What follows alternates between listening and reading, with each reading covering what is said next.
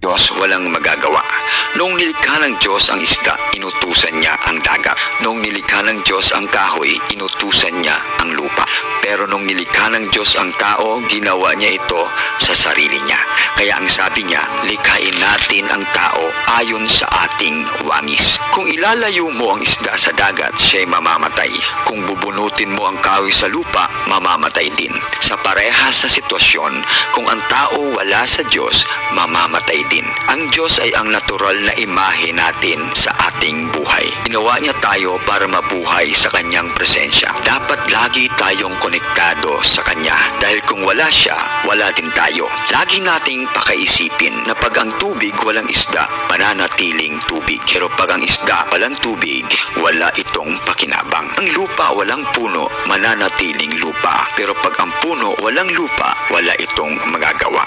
Ang Diyos na walang tao, Diyos pa din siya. Pero pag ang tao walang Diyos, ang tao ay walang magagawa.